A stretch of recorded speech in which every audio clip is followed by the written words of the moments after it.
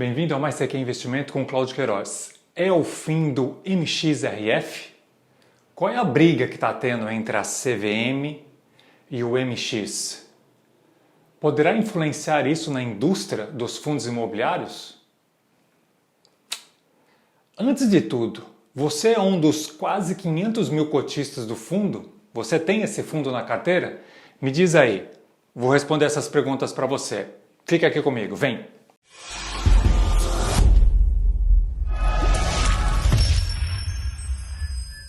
Bom, antes de tudo, nós temos que entender, porque gerou muita polêmica aí. CVM tem poder, não tem poder, o que tem? Coloca na tela aí.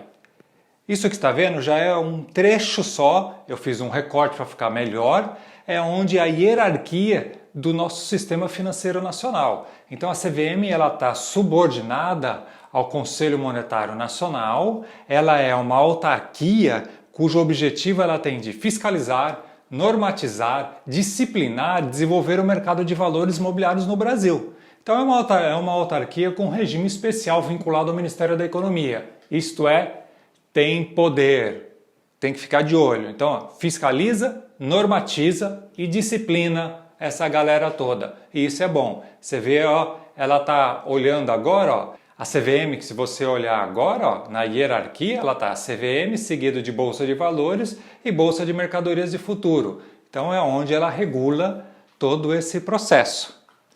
Então, o que aconteceu? A CVM então notificou o MX, informando o quê? Que você está desenquadrado pelo histórico de distribuição de dividendos, você não pode estar você dando essa rentabilidade aí para os cotistas. Por quê? Ela não está tendo lucros, ela está tendo lucros contábeis negativos. É a briga de todo o negócio.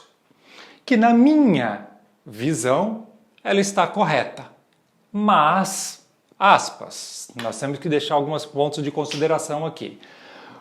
O negócio que começa torto deixa o mercado um pouco nervoso, né? Digo isso porque a notificação que a CVM mandou para o fundo, ele já vem rolando já há alguns meses. E isso não teve o fundo e nem o administrador do fundo acabou avisando de uma maneira correta para nós que somos cotistas, com quase os 500 mil cotistas aqui ficando a ver navios de um negócio pegando fogo. Sabemos que quando alguém manda uma notificação, tem uma contra-notificação, vai e volta, pode demorar. Mas entendo eu que eles deveriam ter ido ao mercado com um fato relevante antes, já falando que isso já estava numa bandeirinha azul, vermelha, amarelo, cor-de-rosa, sei lá que diabo é, para que isso fique bem claro para nós, seguindo a transparência. Agora o fundo está desenquadrado por quê? Porque o fundo ele tem lucros acumulados negativos contabilmente. Ponto. Esta é a briga agora. Se nós olharmos quando eu falo de transparência, por quê? O MX nós sabemos que o administrador é o BTG, a gestão da XP Asset e investe predominante em CRIs, FIIs e permutas financeiras. Então, desde 25 de janeiro que passou, o mercado surgiu um fato relevante, o mercado ficou nervoso, onde foi divulgado esse fato relevante pelo BTG, e que desde o dia 25 até no dia 30, a cota caiu quase 10%, só por isso. Então faltou talvez aí uma agilidade de estar acertando as coisas. No dia 25 de janeiro veio o fato relevante dizendo o quê? A decisão do colegiado da CVM, proferida em 21 de dezembro de 2021, tem um novo entendimento regulatório a respeito do artigo 10 do parágrafo único da Lei 8.668. O que ele fala? O dispositivo que estabelece a obrigatoriedade de distribuição dos fundos de investimentos imobiliários de 95% de seus lucros auferidos apurados segundo o regime de caixa. Então a decisão de 21 de dezembro, ele já veio dizendo assim, opa, não pode distribuir aí por caixa. Aí o negócio bagunçou tudo. E aí, o que aconteceu? No dia 25, então, teve esse documento Esse documento divulgado então na última terça-feira do dia 25, ele muda então completamente o entendimento sobre a distribuição dos rendimentos desse tipo de fundo. Então os valores só poderiam ser quitados quando houvesse lucro contábil e não mais o chamado lucro de caixa. A decisão não é uma decisão definitiva mesmo, porque teve esse vai e volta, vai e volta. Então ele cabe recurso ainda. E os envolvidos já se manifestaram que vão recorrer. E para quem que eles podem recorrer depois disso? Para quem que nós temos que ficar ligado? Fica ligado no Conselho de Recursos do Sistema Financeiro Nacional, que é um órgão administrativo ligado ao Ministério da Economia.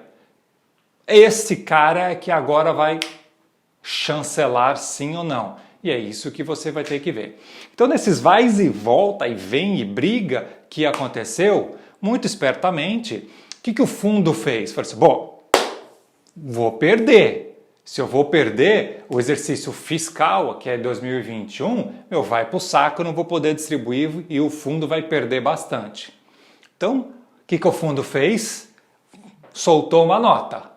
Por fim, informamos que o fundo encerrou o exercício social de 2021 com lucro contábil que já é considerado os resultados acumulados dos exercícios anteriores. Então ele pegou todo o resultado, prejuízo que ele teve, passou a ser lucrativo contabilmente no final do exercício de 2021.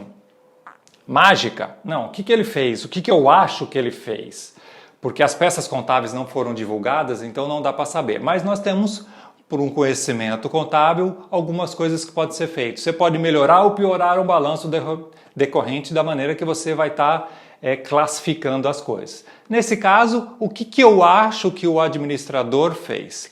Muito provavelmente eles pegaram o resultado das SPS, que são as sociedades do propósito específico, estão ligadas àquelas permutas financeiras que eles fazem, que tinham lucros lá e puxaram isso para resultado do fundo. Com isso, mudou então da água para o vinho, saiu do negativo e o lucro líquido positivo. Com isso, ele está enquadrado, não está divulgado, não fizeram ainda o balanço para o mercado, mas, segundo a nota dele deu positivo, dando positivo, ele está enquadrado. O que a história, então, está me dizendo? A história está dizendo o seguinte, quando você olha um balanço de um FII, tem duas linhas principais, são linhas chaves para esse rolo todo. A primeira é o reconhecimento das perdas, e a segunda linha-chave é o ajuste do valor justo. Isso é que traz impacto. E eu trouxe 3 fundos aqui em seguida para mostrar para você como como ele acaba impactando. Entendo eu que a CVM ele vai ter que rever esse processo para ser distribuído o lucro líquido contábil.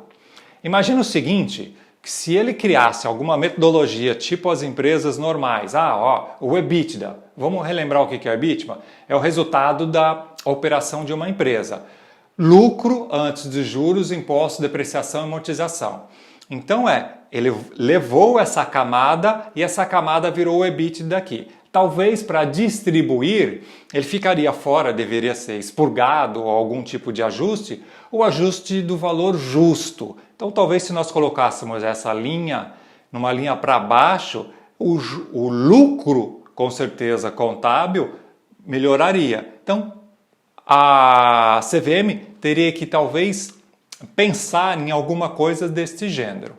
Eu trouxe aqui um fundo de fundo, que é o HFOF11. Se nós olharmos o resultado dele, olha só na linha dele, ajuste a valor justo de cotas de fundos de investimento imobiliário. Em 2019 ele estava com 159 positivo, em 2020 250 negativo, em 2021 não sei, porque isso não foi publicado, fica ruim tá vendo, mas se 2020 foi ruim, 2021 talvez melhorou, porque o último quadrimestre foi muito bom para os fundos imobiliários até ver se recuperaram. Mas para os FOFs, que eu acho que vão sofrer muito mais, acredito que não.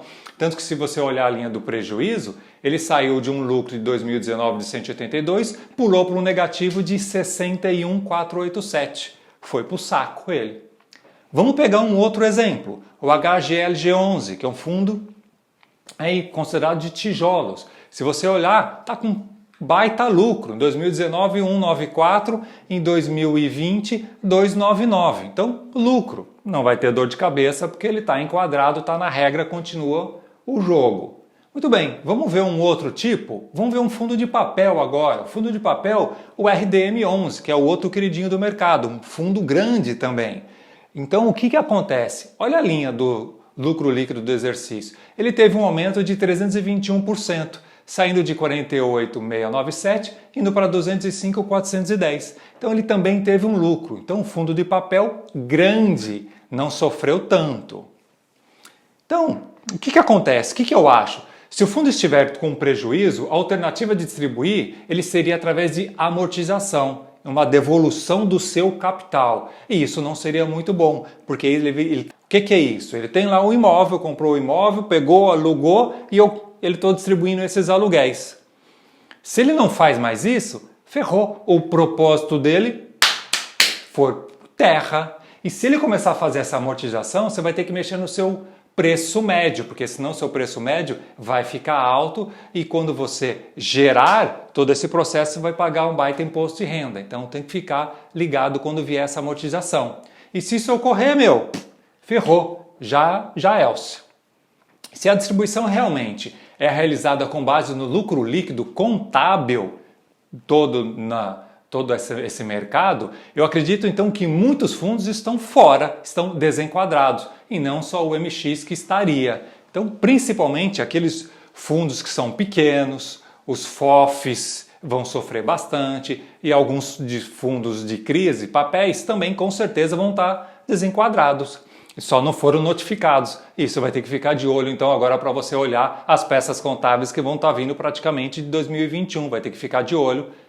Não, estamos na roça. Porque os grandes fundos de tijolos, principalmente, eles estão com lucro contábeis. Como eu te mostrei aqui um exemplo do HGLG11. O problema que temos então é o jornal velho, porque eu acabei de olhar ele em 2020. 2021, não sei o que aconteceu. Ele pode estar desenquadrando isso a qualquer momento. Então, essa é uma parte ruim. O que seria melhor, transparente para isso é que quando viesse os gerenciais, os relatórios gerenciais, os gestores, os administradores, incluiria essa informação como está o resultado então do lucro líquido enquanto não resolve-se essa parada. Essa seria a parte mais ideal. Entendo que a CVM está fazendo o papel dela, sem sombra de dúvida. Mas tem muito que olhar ainda para a indústria como um todo. Por quê? Qual é uma das finalidades dela? Ela tem que encontrar um mecanismo para proteger o pequeno investidor. E com essa finalidade toda, por esse tempo todo que foi, se ela não fizer isso, ela vai destruir muitos fundos pequenos e os seus cotistas também. Então alguma coisa vai acontecer aí na história. Seria um problema a distribuição só de amortização, porque acabou, vai devolver só o principal, o serviço renda vai para o saco. E essa é uma interpretação que ainda não está muito clara ou definida, porque ele simplesmente acabou invertendo. E se efetivamente o conselho decidiu em não virar a chavinha, o conceito de renda vai para o buraco. Então muita coisa vai mudar, esse crescimento todo de FIIs que teve, vai para o saco ele todo. Então o que nós temos que olhar é que mesmo assim, o fundo, mesmo arrumando, o lucro contábil dele está correto, eles mencionaram dizendo que eles vão recorrer. E vão recorrer, que eu já falei para vocês, para o Conselho de Recursos do Sistema Financeiro Nacional. Então nós temos que ficar de olho no que esse cara vai falar. O que esse cara falando é que vai tocar o bicho. Beleza? E se você ficou aqui comigo, não deixa aí de dar o like, transborda aí para todo mundo. E para quem ficou aqui comigo, vou sortear aqui os segredos da mente milionária. Escreve aí para mim, #MaisCQMXRF, que ele vai ser seu. Mais CQ Investimento. Tchau!